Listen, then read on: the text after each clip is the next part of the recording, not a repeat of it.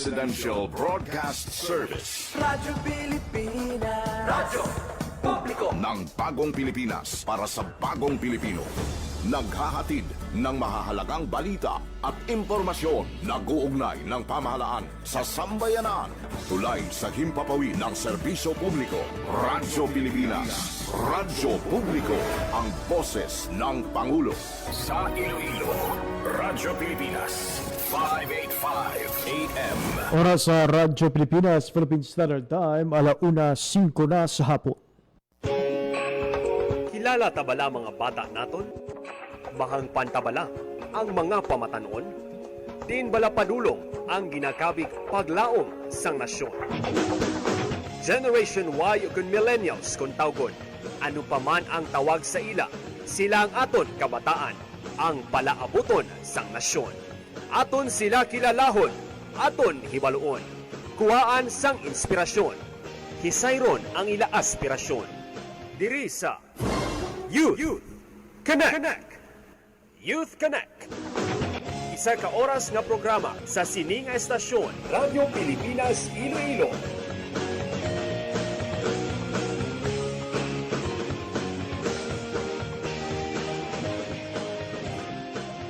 You Connect.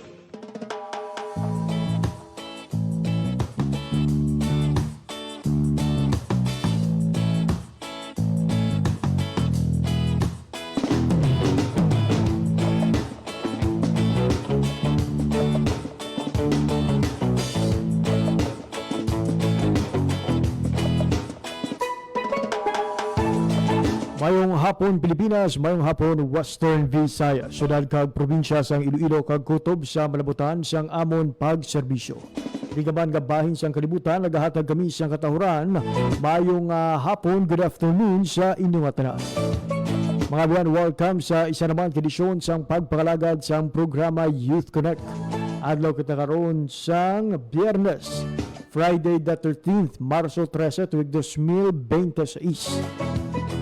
Sa kinanda mga kopod ninyo, tub-tub, 1:55 subong hapon. Ako ang inyo alagad, JP Hervas.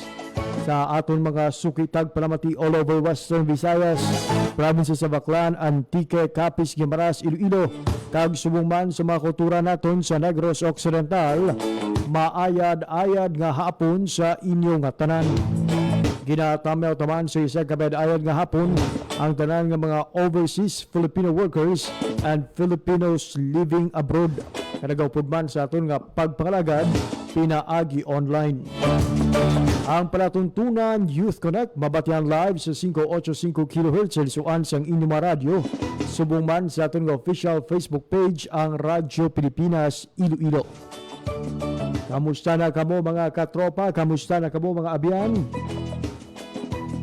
Subong daw halos na work from home.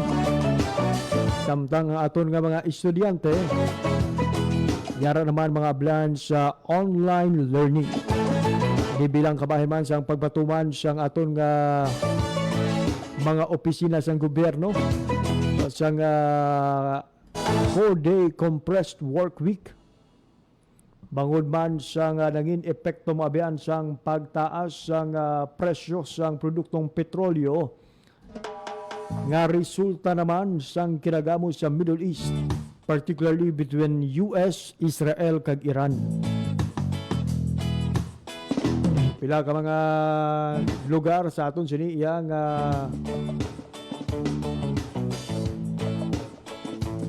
rehiyon mga biyan ang nagpatuman sa sining mga 4-day compressed work week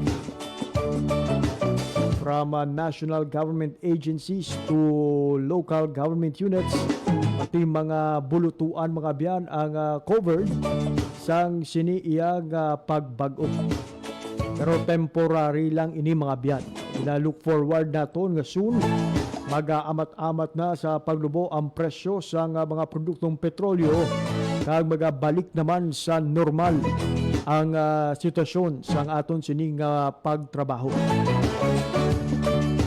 Lalo pang doon sa aton sining paglibot o kaga pagbiyahe ka ina nga magamay ang mga salakyan sa kalsada.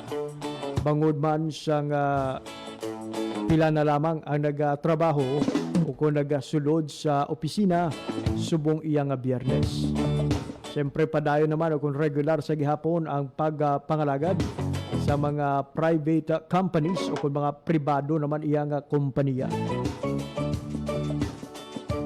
While hindi sakop sang sining 4-day work week, ginainggan nyo gid sa aton sining gobyerno nga magpatuman man sang kasubong nga mga measures ang pila ka mga pribado nga kompanya kag iban pa nga mga opisina sa gobyerno outside of the executive branch.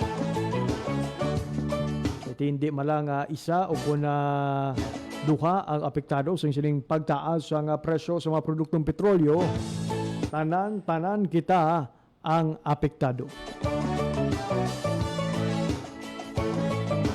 Mabiyan sa aton nga pagpangalagad subong iyang hapon, wala anay kita sang bisita pero maga-istoryahan na kita mabiyan tuhoy sa mga scholarship program sang aton sining gobyerno. Lakip na diri mga biyan ang scholarship sang Bureau of Fisheries and Aquatic Resources. Gusto mo ba lang mag-eskwela sa mga kurso may kang tanan sa fishery sector? Apang wala sang bastanting pondo ang sabat mga biyan. Ang scholarship sang aton nga DA-BFAR 6. Istoryahan naton ang mga qualification kag kung ano bala ang mahimo mabaton the moment nga nakapasar ikaw o kung mapilian ikaw nga tagbaton sa siniiya nga scholarship.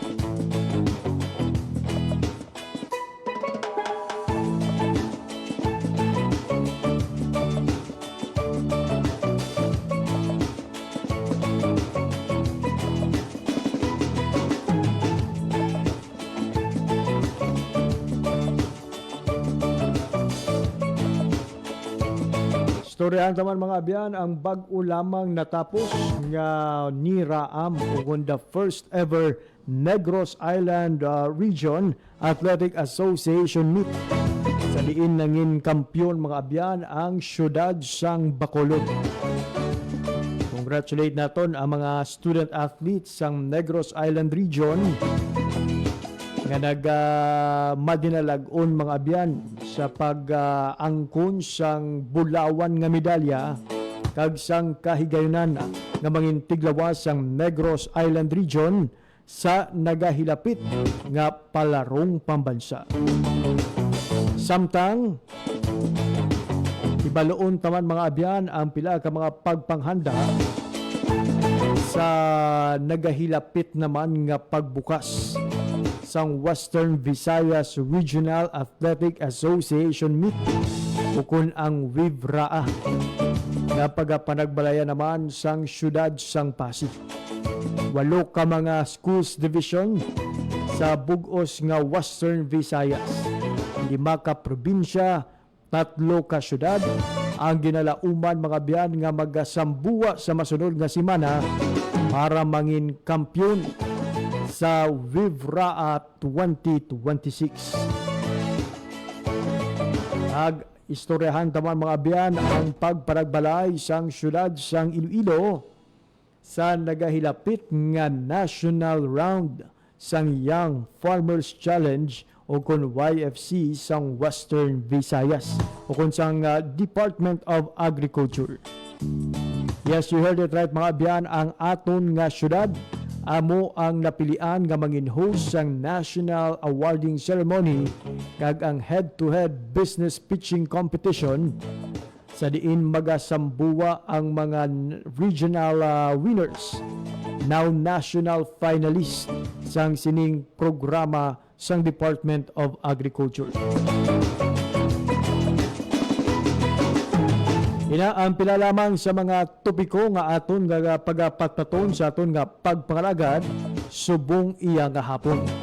Kani standby mga biyan sa aton nga pagpanumbalik, istoryahan naton ang tuhoy sa scholarship program sang Department of Agriculture, Bureau of Fisheries and Aquatic Resources. Ini kagiban pa nga impormasyon pagkatapos lamang sang pila kapahanumdum.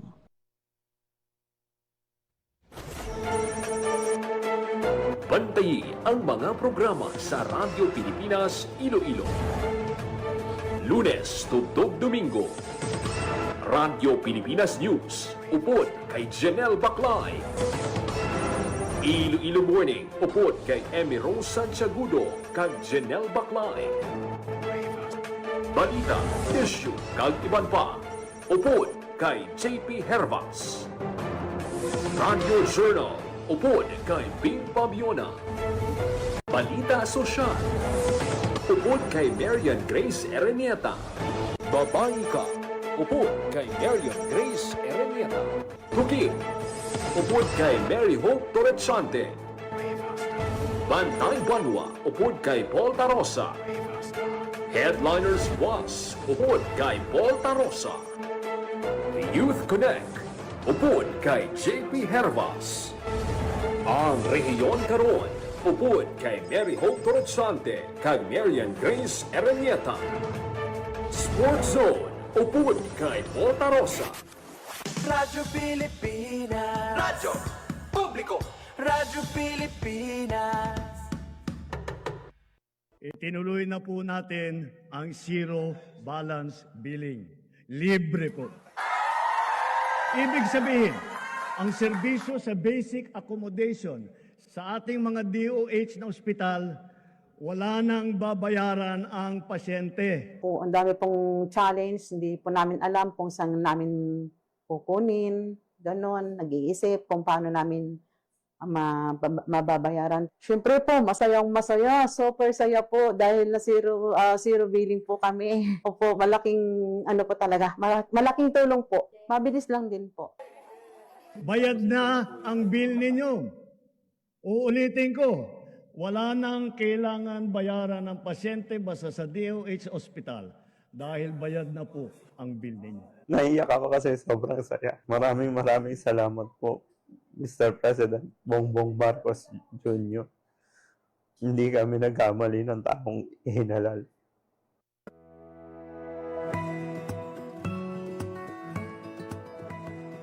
Sa isang bagong Pilipinas, hindi dapat makamba ang pamilyang Pilipino sa mga bayarin sa ospital. Kaya naman sa Zero Billing Policy, libre ang inyong paggamot sa lahat ng mga Department of Health hospitals. Mapa-inpatient, outpatient, o emergency services. Isama na rin ang mga mamahaling gamot, lab tests, therapy, at marami pang iba. Libre ang inyong paggamot. Ang pangangalaga sa kalusugan ng mamamayan ay ang ating pangunahing tungkulin dahil ang serbisyong medikal ay karapatan at hindi dagdag pasanin. Mabilis ang trivia, dagdag talino. Heto na ang Dagling Kaalaman. Alam nyo ba, sa mga PhilHealth covered cases, mayroon ng zero balance billing o no balance billing. Paano ito gumagana? Simple lang. Magpa-admit sa ward ng DOH accredited hospital. Ipakita ang PhilHealth ID o MDR, pati na rin ang government issued ID at admission documents. Dumiretso sa PhilHealth Help Desk para sa verification at processing. At paglabas mo ng ospital, covered na ng PhilHealth ang room and board, doctor's fees, lab tests, operating room, at gamot mula sa pharmacy. Layunin nito ay mas pantay, abot kaya, at tuloy-tuloy na serbisyong pangkalusugan para sa lahat ng Pilipino. Kaunting kaalaman na malaking dagdag talino. Abangan muli ang susunod na Dagling Kaalaman.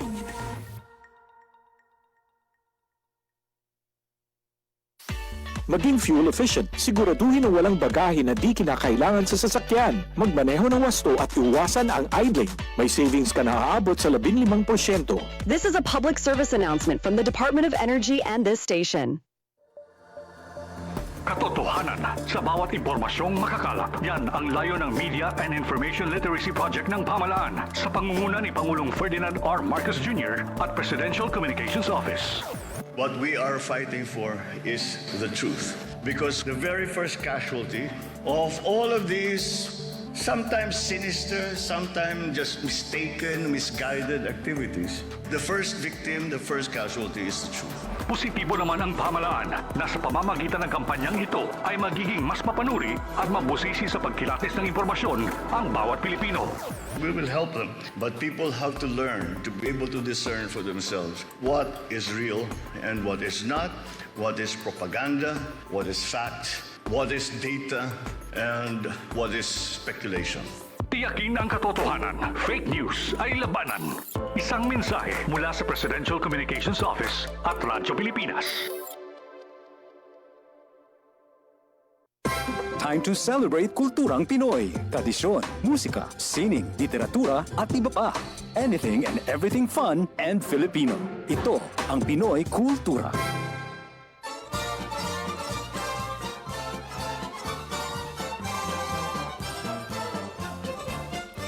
A blessing of safe voyage and a chance to cool off, pinagmamalaki ng kanta ang Antipolo, named after tipolo or breadfruit, prolific in the area. The city prides itself as the pilgrimage capital of the Philippines. Two of its more popular attractions are the historical church of the Nuestra Señora de la Paz y Buen Viaje and its summer popular waterfalls, ang Hinulugang Taktak. The Franciscan missionaries built the church in 1578 and the Jesuits administered it in 1591. Thousands traveled to pray to Our Lady of Peace and Good Voyage, brought in from Mexico in 1626 and enshrined in the cathedral. A favorite tradition is trekking to the shrine on Good Friday Eve and May 1st. Another tradition is having new cars blessed at the church. Many believe it will ensure the safety of the car and its passengers. OFWs also pray for success abroad. Pagkatapos ng pagpapala sa misa ay ang inaabangan ng mga bata ang pagligo sa sikat na Hinulugang Taktak, described playfully in its song.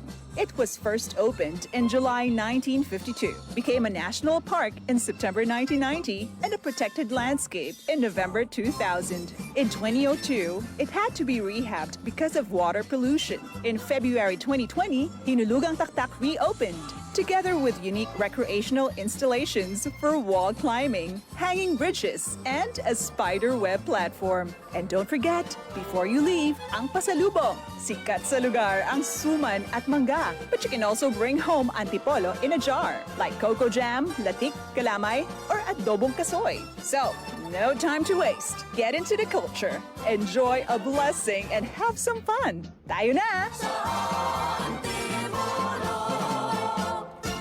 Yan ang Pinoy Kultura because our culture is cool.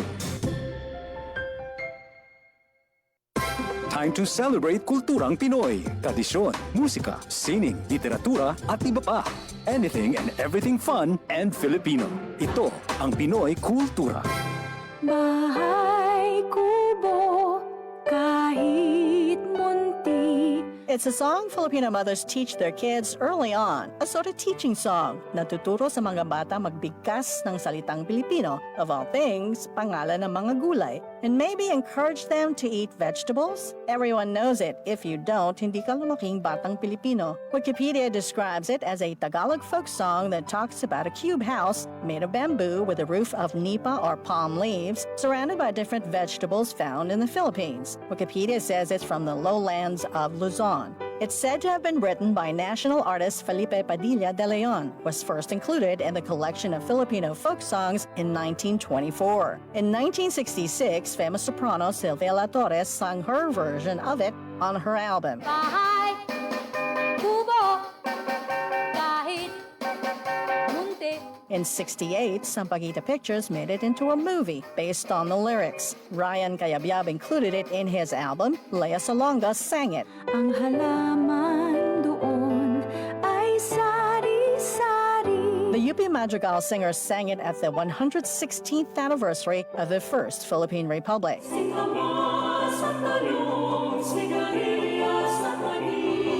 Bahay Kubo is a long-lasting legacy. You still hear it today, laman ng mga trivia contest. The number of Filipino school children that have sung the tune are legion, many doing so ad infinitum in school programs, making it the most recognizable and easy-to-remember tunes ever.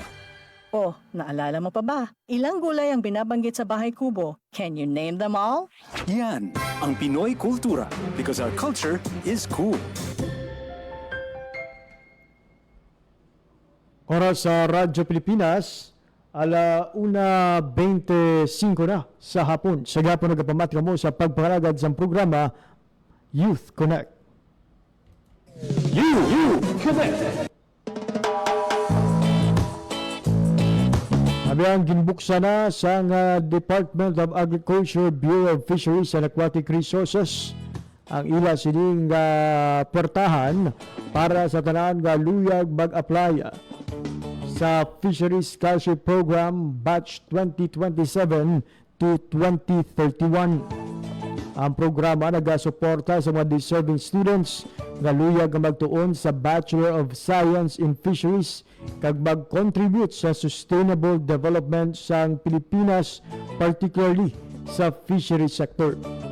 Ang mga qualified scholars mahimong magbaton sang financial assistance para sa ila sining nga tuition kag iban pa nga kinahanglanon sa pag-eskwela samtang nagakompleto sang ila degree sa mga partner state universities and colleges.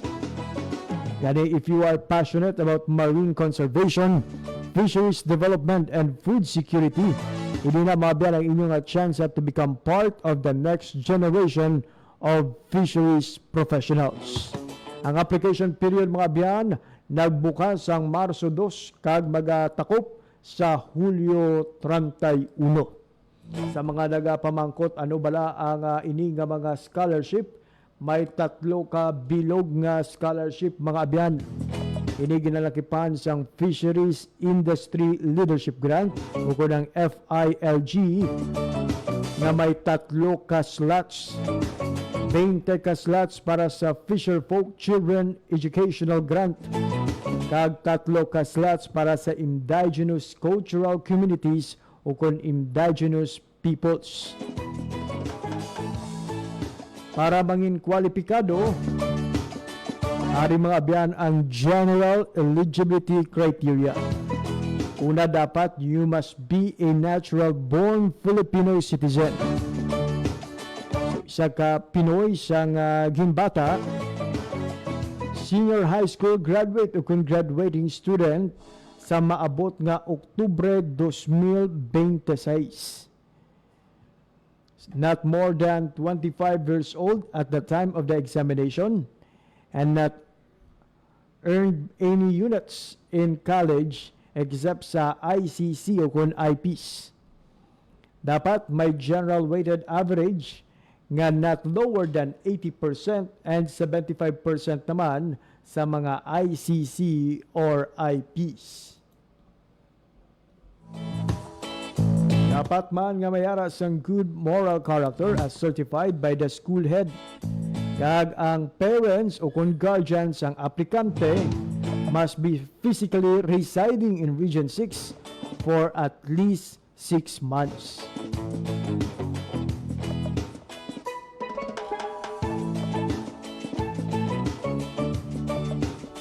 Sa mga nagapamangkot naman kung ano bala ang mahimo mabaton sang isa ka scholar.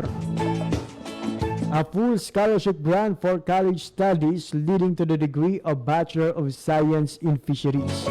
So wala ka na sang iban pa nga balaydan. Kay bangod libre man ang matriculation kag iban pa nga school fees magluwas na lamang sa mga dormitory fee. Magabaton man ang nasambit nga scholar sang monthly stipend balor 5,000 pesos. Imagine, o kada bulan may 5 kapagid kalibo ka pesos. May book allowance pagid kada semestre balor 2,000 pesos. Kag kung ikaw bayara sang OJT, particularly now sa mga kauturan naton nga mga 4th year na, magabaton pagid sang 3,000 pesos. Kag magluwas dira may ara man sang research, thesis o kung special problem support, balor 7,000 pesos. May ara pagid sila sang graduation support, balor 1,500 pesos. Kag ang mga scholar with excellent academic distinction, magabaton pagid sang cash reward. Ang summa cum laude, magabaton sang 50,000 pesos. Ang magna cum laude, 30,000 pesos. Kag ang cum laude, 20,000 pesos. Grabe, no?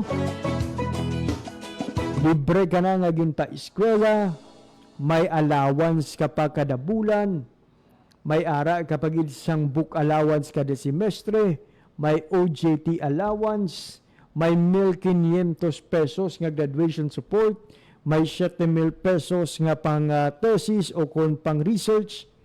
Tapos kung makagraduate ikaw nga may Latin honor, additional 20 to 50,000 pesos. Kag wala dira mga biyan nagauntat ang mga good news bangod sa ila pagkuha sang examination, particularly sang board examination. Ang top 1 or the rank number 1 mga biyan magabaton sang 50,000 pesos. Samtang ang rank number 2 to rank number 10, 20,000 pesos. Kung maganahan ka mag-eskwela, imagine libre na, suportado pa, may padya pa, kanami nga scholarship mga biyan. Ang ginapanugyan lang sa aton sining BFAR nga magbulig ang tanan sa pagpasanyog sang sektor sang palangisdaan sang aton nga pungsod. Sa mga interesado, you may contact Ma'am Mary Chu Palapa Zulon, ang aton nga SFP coordinator sang BFAR Region 6, or you may text or call her at 0906-1820756 or mag-email sa bfar-fsp6@bfar.da.gov.ph. Mahimo man i-contact ang isa pagid ka staff no sang FSP si Ma'am Fiona Marie Silawan sa numbers nga 0993-0696-733. Kag mahimo man mag-email sa iya pinaagi sa bfar-fsp6@bfar.da.gov.ph. So again mga biyan ha, ang schedule of activities March 2 nagsugod ang application. It will end on July 31, 2026. Samtang sa October 10, 2026, dauman mga biyan ang FSP Nationwide Qualifying Examination Day. All categories na mga biyan ang FILG, FCEG, and ICC or IPs nga grant hiwaton sa Oktubre 10.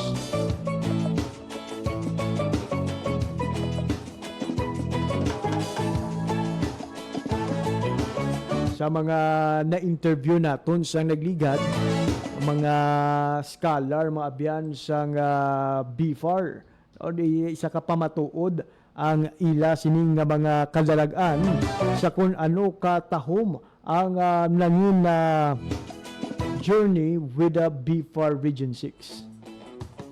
So imagine mga biyan sa ila sining pag-eskwela, nakabulig pa sila iya sa ila sining tagsa ka pamilya, not only sa libre nga balon, kundi bisan sila mismo no nagahatag pa sang pang-alawan sang ila sining nga mga manghod, nagabulig pa sa mga bulong sang ila ginikanan.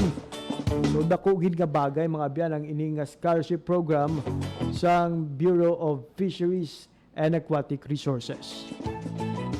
Nakip sa aton sini nga mga na-feature kung inyo madumduman mga abyan sang nagligad nga tuig na obrahan naton istorya.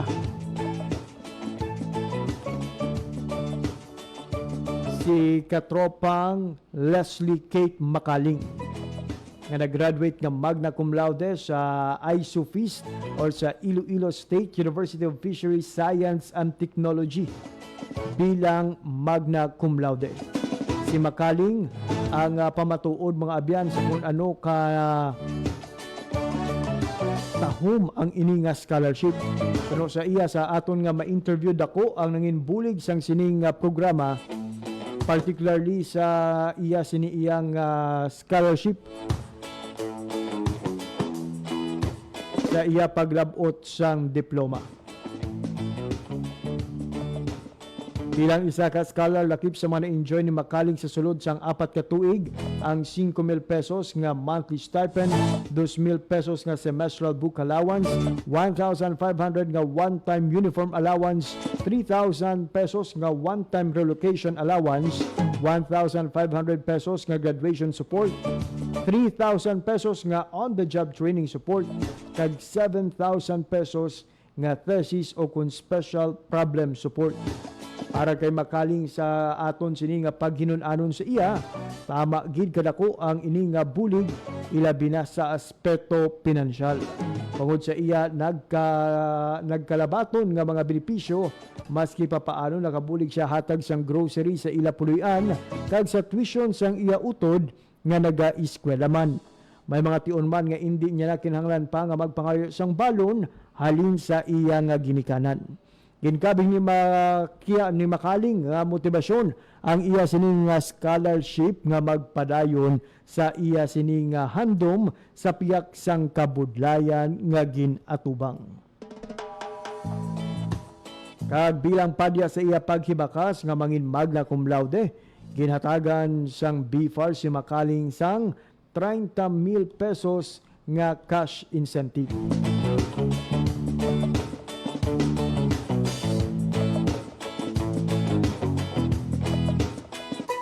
Kag ang istorya kag kagalagaan ni katropang Leslie mga biyan wala naguntat sa iya sining nga pag-graduate sa kolehiyo. Iwat nga ginpabilib ni katropang Leslie Kate Makaling sang Atabayan Tigbawan ang publiko sa iya nangin kaalam. Si Makaling nga bata sang isa ka mangisda kag scholar kag magna cum laude sa ISOFIST, ang isa sa maginhingadlan nga top-notcher sang October 2025 licensure examination for fisheries professionals. Nakakuha si Makaling sang 89% nga rating nga ikawalo sa pinakamataas nga average score sa tanan nga nagkuha sang nasambit nga exam. Si Makaling mabiyan ang pulo sa o kung isa sa 11 ka mga graduate sa Western Visayas kag Negros Occidental nga nalakip sa listahan sang mga top-notchers. So imagine mga biyano ang inspirasyon nga dala sang sining scholarship program. From free education with monthly allowance to yearly allowance, si katropang Leslie nag-graduate nga magna cum laude kag nangin top-notcher pa sa board examination. Kaangay ni katropang Leslie, isa man sa aton nga na-feature sa programa Youth Connect. Ang istorya ni katropang Camille Kahutay sang Isla Higante sa Carles, Iloilo. Sa masobra 2 ka dekada, nagpuyo siya sa pinakamalayo nga isla sang probinsya upod ang iya pamilya nga nangin palangabuyan ang paghulik sa mga isda kag iban pa nga manggad sang kadagatan. Umalin sang bata pa handom na ni Camille ang mangin isa ka doktor o kung mag-eskwela sa kurso nga maangot sa medical profession. Apang kaangay sa mga isda nga nagapalibot sa isla, nasaksiyan niya kung ano kabudlay ang sitwasyon sang iya nga pamilya. Inang rason ko nga agin pangamuyo niya na lang sa Ginoo ang makaeskwela nga hindi na magpalibog sang kwarta kag sa kurso nga may kaangtanan sa siyensya. Ang iya nga pag-ampo ang ginpamatian bangod may isa ka tawo nga nagpakilala sa iya sang BFAR Scholarship Program. Sang natigayon nag-enroll siya sa BS in Fisheries sa Capiz State University o kon CAPSU kaya nagtuon siyang 4 ka tuig bilang isa ka scholar sang gobyerno. Kagaangay ni katropang Leslie na angkon naman ang mga nanuhay-tuhay nga suporta sa idalom sang iya nga scholarship program. Ang ini nga mga suporta mga abyan ang nanging dako nga bulig sa iya pag-eskwela kag nanging palaagyan man para makahatag siyang inugbakal bulong sang iya ginikanan. Apisar nga malayo sa ginhandom nga kurso ang iya nga ginsudlan kag sa piyak sa madamo nga panghangkat nga ginatubang sa dalayon iya nga natun-an nga palanggaon kag i-enjoy ang iya mga pagtuon. Nagbunga man ang iya nga mga sakripisyo suksok ang itong nga toga. Siya ang nagmarcha sa entablado ng isa ka magna cum laude sang kapsu kag nag-angkon sang diploma, plaque kag 30,000 pesos nga insentibo. Sa tanan nga kayuhan, garabatong gikan sa gobyerno, tuma naman ang pagpasalamat sini sa BFAR sa pagsagod sa iya sa kolehiyo.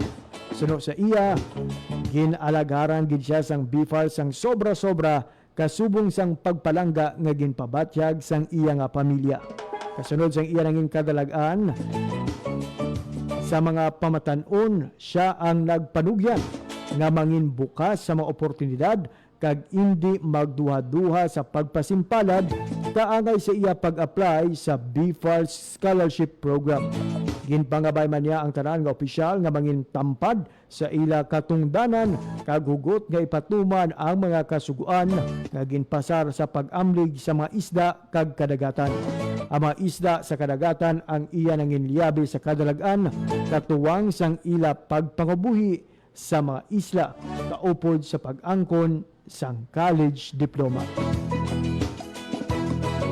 So congratulations gid sa aton sini nga mga BFAR scholars nga nagmadinalagon sa ilang nga pag-eskwela kag subong mga fisheries professionals na sang aton nga pungsod. Ang oras sa Radyo Pilipinas, 1:41 sa hapon. Sa atong nga pagpanumbalik istoryahan taman mga biyan, ang resulta sang niraam kag ang pagparagbalay sang Iloilo City sa nagahilapit nga national round sang Young Farmers Challenge ukon YFC. Ini kagiban pa nga impormasyon pagkatapos lamang sang pila kapahanindom. Bantayi ang mga programa sa Radyo Pilipinas Iloilo. Lunes tugtog Domingo, Radyo Pilipinas News, upod kay Janelle Baclay. Iloilo Morning, upod kay Emmy Rose Santiagudo kag Janelle Baclay. Balita, issue kag iban pa, upod kay JP Hervas. Radio Journal, upod kay Bing Pabiona. Balita Sosyal, upod kay Marian Grace Erenieta. Babae Ka, upod kay Marian Grace Erenieta. Tuki, upod kay Mary Hope Torrechante. Bantay Banwa, upod kay Paul Tarosa. Headliners Plus, upod kay Paul Tarosa. Youth Connect, upod kay JP Hervas. Ang Rehiyon Karon, upod kay Mary Hope Torrechante kag Marian Grace Erenieta. Sports Zone, upod kay Paul Tarosa. Radyo Pilipinas. Radyo Publiko. Radyo Pilipinas. Itinuloy na po natin ang zero balance billing. Libre po. Ibig sabihin, ang serbisyo sa basic accommodation sa ating mga DOH na ospital, wala nang babayaran ang pasyente. Po, ang dami pong challenge, hindi po namin alam kung saan namin kukunin, ganon, nag-iisip kung paano namin mababayaran. Siyempre po, masayang masaya, super saya po dahil na zero billing po kami. Opo, malaking ano po talaga, malaking tulong po. Mabilis lang din po. Bayad na ang bill ninyo. Uulitin ko, wala nang kailangan bayaran ng pasyente basta sa DOH Hospital dahil bayad na po ang bill ninyo. Naiyak ako kasi sobrang saya. Maraming salamat po, Mr. President Bongbong Marcos Jr. Hindi kami nagkamali ng taong ihinalal.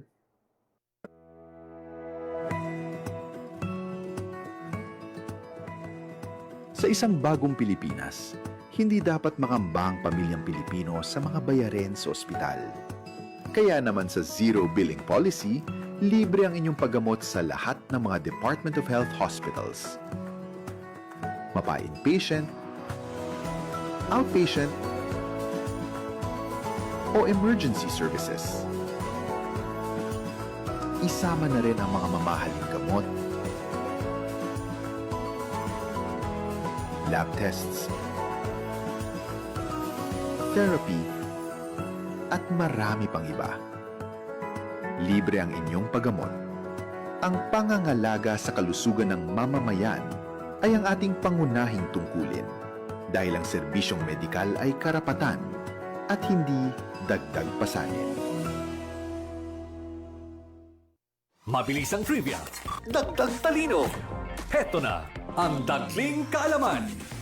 Alam nyo ba, sa mga PhilHealth covered cases, mayroon ng zero balance billing o no balance billing. Paano ito gumagana? Simple lang.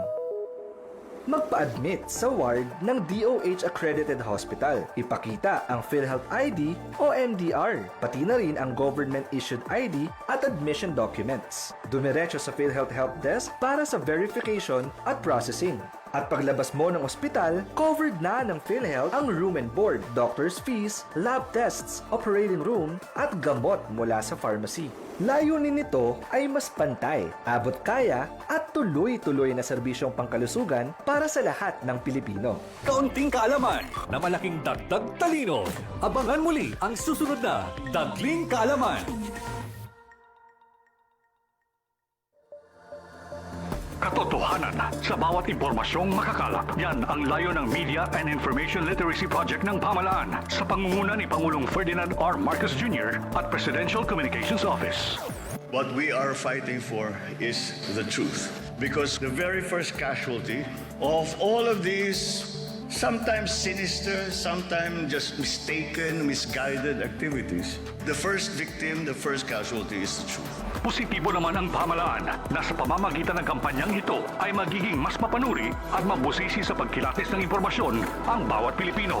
We will help them, but people have to learn to be able to discern for themselves what is real and what is not, what is propaganda, what is fact, what is data, and what is speculation. Tiyakin ang katotohanan. Fake news ay labanan. Isang mensahe mula sa Presidential Communications Office at Radyo Pilipinas.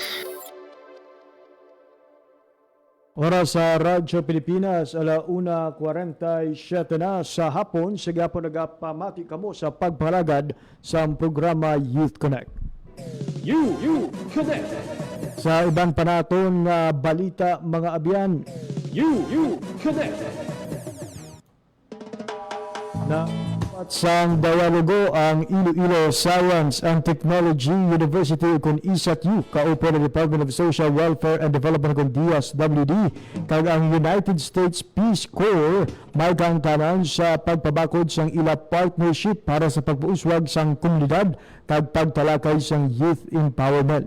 Sa paglilipon ginistoryahan ang mga posibilidad nga kolaborasyon agud mapalapad ang extension program kag mapauswag ang inklusibo nga pag-uswag para sa kabataan, pamatanon kag mga pamilya sa partner nga mga komunidad. Ginpawran na Vice President for Research and Extension Dr. Carmelo Ambut, OIC Director for National and International Affairs Jason Napono, Director of the Extension Services Division Dr. Adrian Veloso, kag University Extension Associate 1. Yaraman si Jordi Fadulian, Partnership Focal sa DSW Field Office 6, Abigail Ispogar, Social Development Advocacy for Partnership Focal sa Iloilo, kag ang mga tigawasang Peace Corps, lakip ang Program Manager for Children, Youth and Families nga si Ambet Yanko, kaupod ang iban nga volunteers. Samtang hiwaton sa Iloilo City ang head-to-head business speech competition kag national awarding ceremony sang Young Farmers Challenge ng YFC Season 5 sa Abril 19 tubtob 24. Ini ang ginanunsyo sang Agribusiness and Marketing Assistant Section ng AMAS sang Department of Agriculture. Ang YFC isa sa mga dalayawon nga programa sa gobyerno para sa mga pamatanon nga handom nga mainganyo sila nga mag-explore sang madamo nga oportunidad sa agrinegosyo kag pagpanguma. Sa nasamit nga kompetisyon, lauman ang pagsamduwa sa mga national finalist gikan sa tuhay nga rehiyon, bitbit ang ila ginapabugal nga inobasyon kag produkto sa agrikultura. Nabiluan nga ang Western Visayas may 7 ka regional winners nga magatiglawas sang rehiyon sa national level. Ini ginalakipan sa Ferncrest Dairy Farms sang Gimaras, Abacadabra kag Audi Blue Claw and Feather Farm sang probinsya sang Aklan nga lunsay nagpangibabaw sa production category sang kompetisyon. Nagpangibabaw naman sa food processing category ang Banana Kingdom sang Iloilo kag Sirit Kuriit sang Antique, samtang ang K&L Eco Feed sang Negros Occidental ang nagibabaw sa non-food processing category. Nagdaog naman ang Agri B&B sang Gimaras sa Digital Agriculture. So congratulations and good luck kids sa mga regional contenders sang aton sining rehiyon sa national level sang Young Farmers Challenge. And God bless man sa tanan nga mga national finalists. Kabay ang inyo sinitag sa ka mga istorya, mangin inspirasyon gid sa madamo pa nga pamatanon nga magsulod sa agrikultura. Oras sa Radyo Pilipinas, 1:50 sa hapon.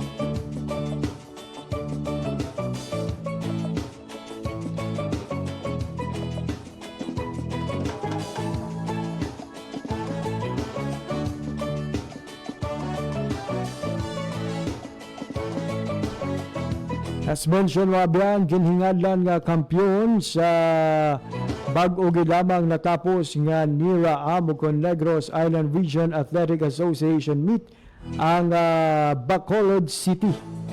Nakuha sa Bacolod City mga biyan ang pinakamataas nga numero sa gold medals o kung bulawan nga medalya sa siniiya nga first ever Negros Island Regional Athletic Association meet. Nagpangaduha naman sa kompetisyon ang Negros Occidental kag nagpangatlo ang Negros Oriental. Again, congratulations sa tanan nga mga student athlete not only of Bacolod City but sa tanan nga mga atleta mga biyan sa nasambit iyang rehiyon sa inyo sining pagpangibabaw nga makapauli sang medalya para sa inyo tagsa ka mga bulutuan. Oras sa Radyo Pilipinas, 1:52 in the afternoon. Wala kita sa oras ka na bilin sa aton sining pagpangalagad. Bantayan mga biyan ang mga updates tuhoy sa naghilapit na pagbukas ang WIVRA or the Western Visayas Regional Athletic Association meet nga pagparabalayan sang Pasig sa masunod nga semana. Ang aton sining istasyon Radyo Pilipinas Iloilo will try its best nga makahatag si inyo sang very fresh updates sa sining pagsambuwa sa mga student athlete diri sa Region 6. For the meantime, it is time to say goodbye. Ulit na lang kita sa masunod pagid nga mga edisyon sang programa Youth Connect. Sa ngalan gid lamang sa akon mga katuwang teknikal, Mr. Rochelle Jones Otahero sa studio, kag Mr. John Magallanes sa transmitter. Ako naman ang inyo nanginalaga, JP Herbas. Madamo nga salamat sa inyong pagpamati. Maayong hapon, Pilipinas. Isa naman kamapuslanon edisyon sang Youth Connect ang inyo nabatian. Updanay naman kita sa masunod. Youth Connect.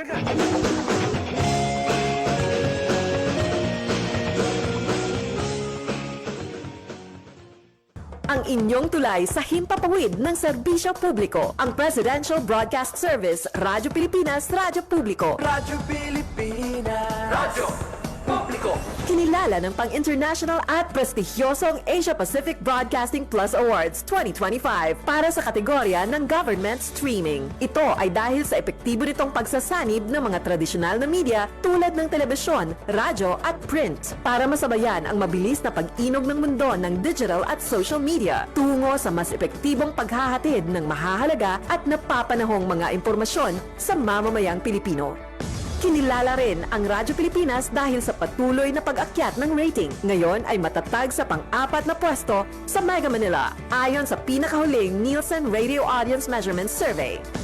At sa social media, nakamit ang mahigit 2,000% pagtaas ng bilang ng mga sumusubaybay sa Radyo Pilipinas page sa unang bahagi ng 2025. Patunay ito na ang inyong Radyo Pilipinas Radyo Publiko ay tunay na kaagapay ng inyong pamahalaan sa paghahatid ng serbisyo sa mga mamamayang Pilipino. Mula sa aming lahat, sa ngalan ng inyong pamunuan at mga kawani ng Presidential Broadcast Service, kasama ang inyong mga himpilan ng Radyo Pilipinas sa buong kapuluan.